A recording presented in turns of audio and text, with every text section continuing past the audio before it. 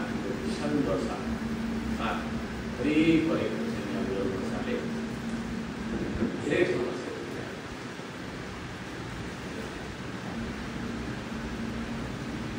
त्यस्तै एउटा जोखिममा हाम्रो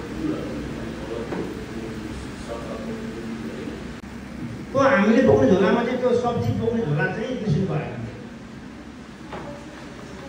त्यो गर्न सक्छौँ हामी, गाह्रो छ है, किनकि हाम्रो बानी बिग्रिसक्यो।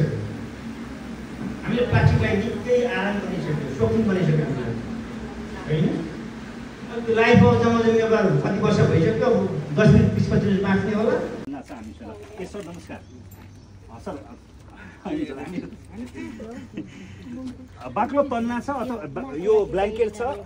ब्ल्याङ्केट भनेको यही हुनुपर्छ भन्ने छैन, तपाईँसँग अर्को खालको ब्ल्याङ्केट पनि हुन्छ, सुतीको तन्ना जो जोगबनीवाला सुतीको तन्ना हुन्छ नि त्यो पनि हुन्छ, केही फरक पर्दैन। जुन भए पनि त्यसलाई पट्याउनुहोस्। त्यति अभ्यास सुनियो तर त्यो चाहिँ उता त्यो आफूतिर नआओस् भन्ने कुरामा बडो ख्याल गर्नुपर्छ है।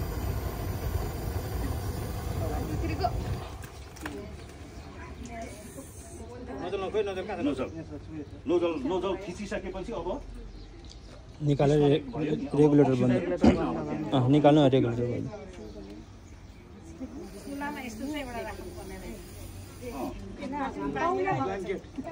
बल्छ नि त यो यहीँ बल्दैन कि अब यत्तिकैमा निभाउनु त कसले निभाउनुहुन्छ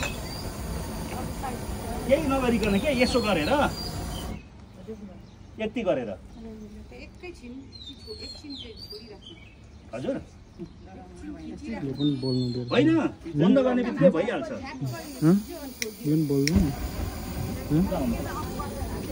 बोल्दैन चोक्नु के हो पोल्दैन नि यति गरी झ्यापनी पोल्दैन। त्यसपछि रेगुलेटर बन्द गरिदिनु। अब यहाँ लिक भयो मान्नुहोस्, यहाँ कहीँ लिक भएर यहाँबाट आगो यहाँनिरबाट आगो बल्दैछ, लिक भयो यहाँनिर छ। तपाईँले अरू बोरा सोरा नखोज्नुहोस् न, सिधै यो तलबाट जानुहोस्, तल आगो हुँदैन, तलबाट जानुहोस् थिचिदिनुहोस्, किचिका पारिदिनुहोस्, कमिलो माऱ्यो भन्दा छिटो यो निस्क्छ, त्यति छिटो। यताबाट दुवार दिनु भयो तलतिर कि दोबार दिँदा भयो यहाँ तल अलिकति यो सफ्ट छ भने सफ्ट राम्रो नगरौँ यसमा पखाल्नु नि। अब फेरि यो त यति प्रचलनशील चिज हो नि, बल्यो।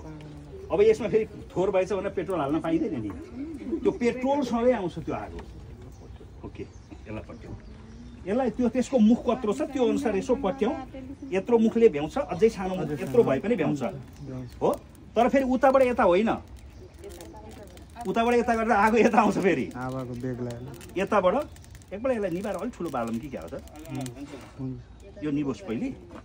मैले उहाँको काम त प्रष्टसँग मैले भन्न सक्दिनँ होला, तर जतिजनाले आज यस कार्यक्रममा भूमिका निभाउनु भएको छ र म मेयर साथलाई पनि सम्झना गर्न चाहन्छु, किनभने उहाँको भिजन कोषबाट आज यो कार्यक्रम सञ्चालन भएको भनेर अघि नै पनि हामीले सुनिसकेको छौँ। र मैले मान्नुपर्ने जति पनि उपस्थित रहनुभएका दिदी बहिनीहरू हुनुहुन्छ, बहिनीहरू त हुनुहुन्न होला, म नै सबैभन्दा सानो देखिरहेको छु, दिदी दाजुहरू सबैजनालाई मेरो व्यक्तिगत तर्फबाट हार्दिक अभिवादन नमस्कार भन्न चाहे। र आज चाहिँ म अलिकति कामिला छु, तर टराले होइन, मलाई चाहिँ प्रेसर लो भयो के भयो अघि गाडीको पछाडिको कारण एकदम धेरै हामीले गर्न सक्छौँ।